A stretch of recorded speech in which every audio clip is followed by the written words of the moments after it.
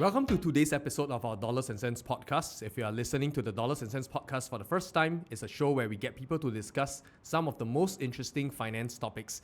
And in today's episode, we are diving into the Singapore Budget 2024, presented by Deputy Prime Minister and Finance Minister Lawrence Wong on 16 February. It's also a budget that comes at a critical time with the world facing lots of geopolitical challenges. So let's discuss what this means for Singapore and her citizens. Joining me today to discuss the topic is none other, as usual, Dinesh from the Dollars and Sense editorial team. Dinesh, welcome to the show, and I'm glad to see that we are in national colours ourselves. Yeah, I actually wore this for another CNY lunch, so happy that we are also representing Singapore. That's great. And anyway, Dinesh, last week you wrote about 24 things that will impact Singaporeans financially from the budget. I didn't even realize there were 24 things that could impact me, but so 24 is a lot of things to discuss, but we're not going to discuss all 24 things today. For those of you who are interested, you can read about all 24 things in the article that we'll put in the show notes below. What we will discuss today, however, is what I think are the 4 major changes in government policies that were announced in the budget. And I will go to the first one. It's my personal favorite topic. A lot of Singaporeans love it as well. It's CPF. All right, so there are 2 major changes for CPF that was announced during the budget. And for those of you who don't already know, if you missed the budget, the CPF special account, the big news is that it will be scrapped. It will be closed, for those turning 55 from 2025 onwards. So what would happen from 2025 onwards is that the retirement account will replace the special account rather than to form a 4th CPF account. So that means when you turn 55, your special account will be closed, the money will be transferred to your retirement account, and you will not have any more special account anymore, right? So Dinesh, what do you think? Firstly, I just want to ask you, are you surprised by the change? Did it come as a shock? And what do you think is going to be the impact on future retirees? Yeah, I was surprised. I wouldn't say I was shocked or anything, but it was a surprising move that it was pretty unexpected. And when he did it, actually I felt it was a very elegant solution to a few different problems, right? So one, it removed the ability for Singaporeans to do the CPF shielding hack, which for many years, tend to prioritize or favored those who were well off or able to conduct the CPF shielding hack. So can I just ask you to just briefly explain the CPF shielding hack for people who may not be familiar with it, even though I know going forward you can't do it anymore? Yeah, so the CPF shielding hack is, in essence, you have a lot of money in your special account. You don't want all of it to go into the CPF life scheme, which is through the retirement account. So what you do right before you turn 55, you got to time it quite nicely. You take it out of your special account by making an investment in a low risk. The T-bills are a good an investment, not a real investment. It is a real investment. I mean, you want to put in the T-bills, you actually earn more than the 4.08% at some point. So it could have been a real investment. But the solution is to take it out from a special account, fund your retirement account with the minimum amount, the 60,000, so 40 from your special account, 20 from your ordinary account. And then once that's done, you sell off the investment, transfer all the money back into your special account and earn the 4+% risk-free return. Okay. Right. So that amount of money never goes into the retirement account, and what you're shielding it from actually is it never goes into a CPF life account, I think. I see. So it's kind of like a workaround so that people who actually had enough money in their special account to fund their retirement account for CPF life don't actually have to do so. Or they can use the money from their ordinary account to do so. Yeah, correct. So that's one of the solution, right? I think the other one is that it's quite nicely encourage more funds to go into the CPF life scheme. Because the CPF life scheme, as we understand it, it's kind of an annuity scheme, a national annuity scheme. So everyone is within it. And if you don't live long enough to draw more than what you contributed, it goes to the rest of the Singaporeans. So it's kind of for the benefit of all Singaporeans. And so it encourages more money to go into the CPF life scheme, which is a good thing on a national level. And the third thing that, I've put down is that, the government will also not have to pay the long-term interest rates on monies that are, able to be withdrawn on demand. So this maybe applies to people who have a lot of money, able to fund their retirement account up to the FRS, but don't want to top it up to the ERS or beyond that. Now we can do 4 times, which I think will be your next question. And they're able to withdraw on demand their special account monies while still being able to earn the long-term interest rates of 4+% now. So for me, it's quite an elegant solution that solves all of this problem with just taking away is seemingly one small or one shocking change, removal of the special account. And can I just say, because I also feel that, personally, if you ask me, like the removal of the special account doesn't actually do a lot of people any disservice, right? Because for the most parts, and I think CPF have some stats that shared about it, most people actually, once they transfer their special account to their retirement account, they don't actually have any excess CPF special account savings. So it's not like they're going to lose much interest rate, because what's happening now is that if you have more money in your special account than what you need to set aside in your retirement account, moving forward, it will flow back to your ordinary account, which earns a lower interest rate. But I think what the government data has put out is that not many people won't be, I think I can't remember the percentage, we can clarify it. I think it's 99% of people won't be affected. Okay. Yeah, so it goes back to the point, right, that this solution is actually just preventing more well-off people in society to benefit from the CPF scheme, and it doesn't impact that many people, like you say, right? 99% of people won't be impacted. Then I just like to ask a question, because I am seeing some online chatters and some people are very unhappy that the special account is actually going to be closed when people reach 55. Why do you think there is that sentiment, maybe among a minority of people? Maybe that minority is that 1% of people who actually want to conduct this. And I think increasingly going forward, maybe people who are a bit younger as well were intending to do this when they reach just before 55. So while it doesn't affect people right now, the 1% is a small number, it may impact people a lot in the future. All right, so younger people who are already planning to do it because but are not considered as part I think of the 1%. the same government statistics will show you that people in the past were not earning that much in the first place to have such a big CPF savings, right, as a whole. The younger generations, each cohort will probably have more and more CPF savings. Especially if they are doing all this top up at an early age for tax saving reasons. Yeah, correct. So as people interested in CPF would know, 1M65, you continuously contribute to your CPF special account. Maybe they had the intention to do this and now is no longer able to. All right. I guess it's a bummer for some of these people who is in the 1M65 or even I think 4M65 and all those variations of that. The second change, which I think would make these people happy, actually, if you ask me, is that they have actually increased the enhanced retirement sum.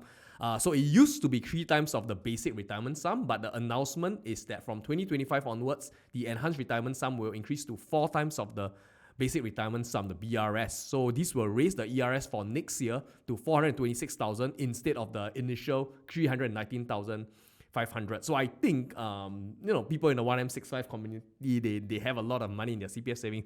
I would say this is good news for them. Would you agree? I guess people who didn't want to, who wanted to do the CPF shielding hack, it probably didn't matter. Probably doesn't matter to them. But in general, I think it's a decent move because as we know, cost of living is really going up. Inflation is going up. We don't know what's going to happen in 20, 30 years. Probably we're in that trajectory, where we're already hearing things like higher for longer interest rates, persistent inflation. This probably means cost of living is going to stay quite elevated, right? So it makes sense for the ERS to kind of be increased. And from what I see in the government websites, right, this will increase our estimated payouts, our estimated monthly payouts from the CPF Life Scheme from $2,530 a month to $3,330 a month. So about 30% more in terms of payout. It will help people who want a little bit extra money in their retirement. Yeah. I mean, I that's one thing that I also agree with because, sometimes, I'm not saying that 2,005 a month at age 65 isn't enough. That's the previous enhanced retirement sum. But it does feel that some people, especially as we have lifestyle inflation, as we reach a certain age, we may not necessarily want to reduce our expenditure. It does feel like, some people may want more. And I think the most important thing to say is that this gives them the option to go up to 4 times, or 3 times or 4 times, right? So they don't have to go up to 4 times. They can do so right now if they wish to. So I think that is definitely an option. I think one thing to add, they don't even have to go up to that 3 times. The ERS is just an option, It's an option. They don't even have to go up to 2 times of the BRS, the FRA. They don't even need to save the FRS. I mean, right? You have to put you can pledge your property and save up to the BRS. Yeah. So in essence, it doesn't really affect you, but it helps give you more options if you wanted to put more into the retirement account. I think it's always CPF good Life. when there's more optionality for CPF members to choose to set aside a larger sum if they wish to do so. So yeah, that's. I mean, there are some other CPF changes. I know the MRSS did. There's some changes there, but we won't go into the details because these are existing schemes. I think before we move on to the next one, I have one wish list that maybe I want to raise it Go up, ahead. right? Mr. Lawrence Wong might be listening to this. I mean, it wasn't announced, but since there's an encouragement of people to save more and increasing the ERS for that purpose of saving more in their retirement account and go into CPF Life, maybe you can explore giving people some tax benefits for topping up beyond the FRS, All right. Because right now, I think the government is capping the tax incentive once you reach the FRS. Okay. So I think if you want to encourage more, I mean, that can encourage people to do more. Now, I think that's a good consideration. I guess it really depends on whether, ultimately, whether the full retirement sum is what the government wants to encourage people to hit towards. And then maybe any amount beyond that could just be, if you like to, you can, but there's no tax incentive. Correct. But that's a good suggestion. I think maybe that should be a future consideration. I think moving on from CPF to another controversial topic, which is obviously property in Singapore, and more specifically property for young families with children who might be looking for their first BTO flat. So I'm not sure if you guys know, but there's always been this scheme, is the Parenthood Provisional Housing Scheme. So Dinesh, maybe you can just explain what this PPHS for short stands for. Yeah, I'm just going to the HDB website actually and reading this out for you guys, right? So it says basically your eligibility. To be eligible for this scheme, you need to rent a flat under the PPHS if you have booked an uncompleted flat under our HDB sales exercise. So that's like a BTO flat. Yeah, a BTO. To be eligible, you need to be a married couple. So both first-timer or second-timer qualify for this. Applicants need to be under the fiancé-fiancée scheme. Okay. Right? A sub point here is that you need to submit your marriage certificate within 3 months upon collecting your PPHS flat. So kind of... Do you need a child? Yeah. All right. Okay. So you need a kid. Correct. Okay. I mean, I just want to confirm that as well, because I thought that the word parenthood suggests that you need to be a parent. So you also need to have a child right now in order to qualify for the PPHS. So let me just first ask, what does the existing PPHS give Singaporeans? Okay, so as a parent or prospective parent, I think even expectant parents can apply for it or are eligible for it. You get rental flats at below market rates, so that's the incentive here, right? Below market rates already, while you wait for your BTO to be completed, right? So these are initially for people with young children or expectant parents. The supply of flats typically are from rental flats. So from what I read, it's mostly from selective en-bloc redevelopment schemes. Or possibly flats that are located in older housing districts or estates. So right now what the government is saying is that because they feel potentially that there is insufficient of such rental flats that HDB is able to provide, that it seems that they are open to expanding the PPHS scheme to include open market flats. So these are HDB resale flats that are eligible for rental, right, from the open market. And what it looks like is that they will give a voucher for these applicants who are renting flats from the open market to subsidize their rent for up to a year. Is that what I'm hearing? Yeah, I mean, from what I understand, they have put that 1 year timeline. They haven't actually said how much, so I guess that remains to be seen, how much is given. So I think it may not have such a drastic impact. I believe. I think you may agree or disagree, but to me, it may not have such a drastic impact. Firstly, because I'm just reading it out. It's limited to people with income of $7,000 or less in the first place, right? So those are kind of lower income. So if you really want to rent like a nicer place, maybe a 5-room, even 4-room sometimes, you may need a household income of more than $7,000 in the first place. I also read in news articles, that the rental of the supply of rental flats, expected to increase. So in 2021, kind of after the COVID pandemic, or right around the COVID pandemic, it was about 800 supply, that rental units.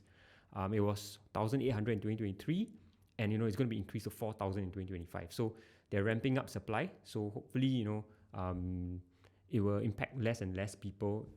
And lastly, I think within this time frame, all of the delayed BTO projects would have been delivered, right? So those who are impacted because of the pandemic would have all been solved. So the ongoing one will just be the natural rate of people who are affected because they applied for existing BTO flats. Yeah. But I'm always a bit concerned when there is such subsidies, because one unintended effect for a lot of these subsidies is that because of the subsidies, it indirectly increase the rates of the flats, because in some sense the landlord knows that, hey, you got some vouchers from the open market, so you are actually going to get a subsidized rate. So they feel like, hey, perhaps they can charge a bit more. And of course, it's a willing buyer, willing seller market. But if a lot of people come into the market with all these vouchers, indirectly, it would increase the cost of rentals. The other thing I'm also thinking about is that would it incentivize or encourage people of families or young couples with kids that would otherwise just stay with their parents to say, hey, you know what, since I got this voucher, let me just rent a HDB flat for a year while waiting for my flat instead of the current existing status quo, which is just staying with my parents. Do you think that it could change behavior as opposed to just helping maybe the lower income families subsidize their rent? Yeah, so just to quote another statistic, right? So the supply of the flats was 1,800 in 2023. I believe, they said the oversubscription was about 3 times. Yeah, that's a lot. So there was about maybe 5,000 people that are within this cohort, right, that vying for the rental flats. So it may incentivize more people. Like you say, it probably will incentivize more people. We don't know how much. But I think if you are a person or family living with your parents, why should you be disincentivized to rent a flat if that's what you want to do, actually, if that's what you prefer, right? So I think it shouldn't be seen as, hey, these people had another solution but now they're abusing. So it's not really an abuse here. Okay. It's because their lifestyle would have been upgraded if they had just done it. Actually, they prefer to do it, but because they can't do it, they wasn't eligible, or they didn't get a queue number on the rental supply flat numbers, they have to live with their parents. So I don't see it as abusing the scheme.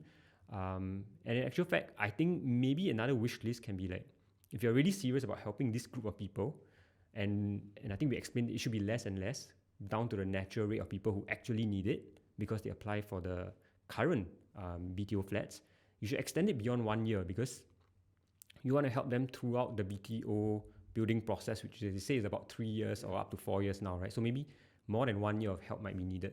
Yeah, good point. I think a lot of it would have to do inevitably with how much exactly the subsidies are going to be, and whether or not it's significant or not.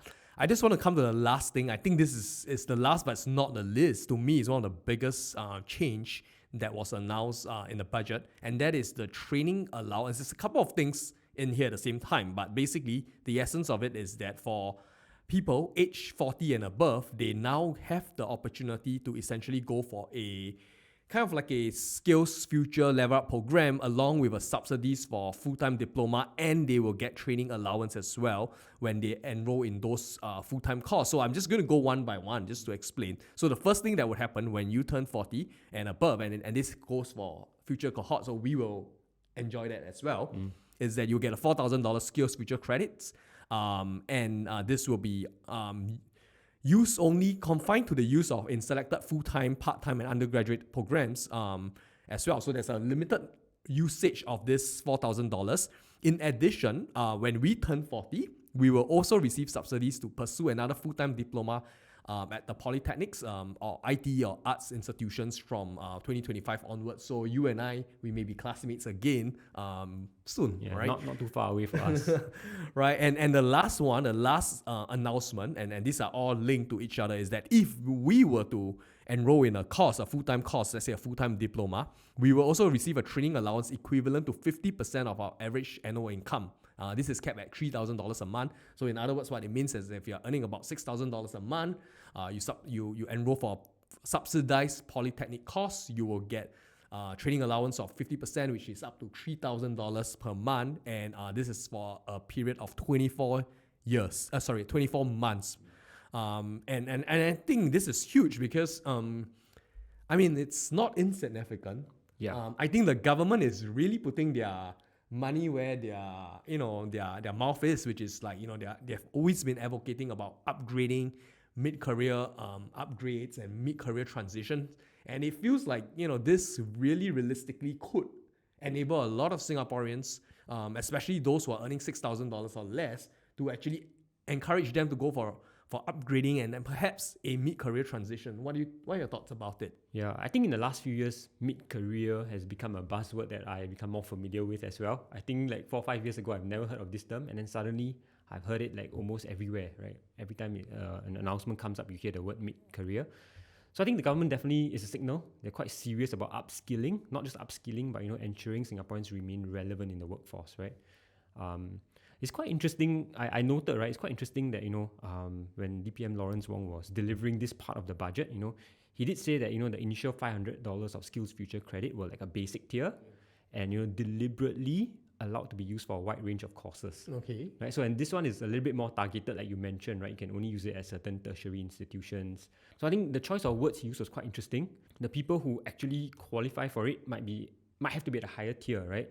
You can't just go for any old course. Right. You have to qualify qualify for the polytechnic Correct. diploma that you want to enroll in. And it's quite a commitment as well, right? These courses are not just 1-2 days or 1-2 weeks. They are typically years, which is why they do give that training allowance for up to 24 months, right? So that commitment is there as well. Yeah, I mean, it says a lot about the government approach towards lifelong learning. So it really goes beyond the typical, just a couple of months, $500 Skills Future credit.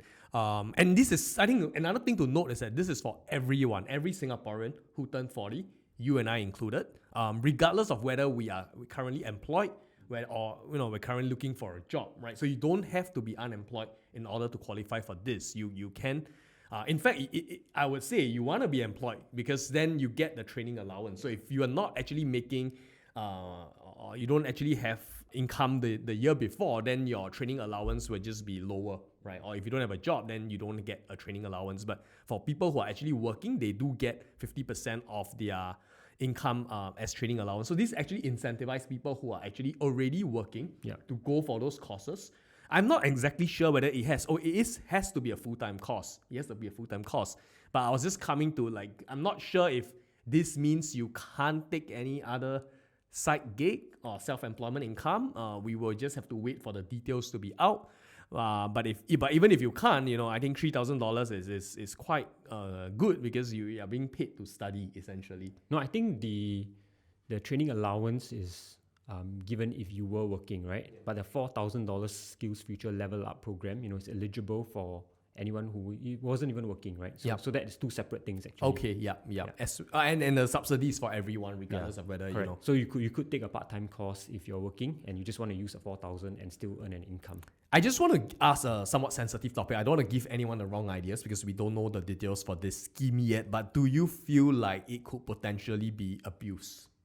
I think as with any scheme, anyone who wants to abuse it may find a workaround here and there, maybe a couple of groups of people that come to mind. I'm not sure if abuse is the right word again, but maybe those who are self-employed, I'm not sure how. What do you mean by I'm not sure how it will be affected, right? Because they can attend they can continue to work as a self-employed person, right? They can work less, they can not work, or they can stop work for a while and then start again. There's nothing to stop them. I think it's unfair to stop them also from doing that, right?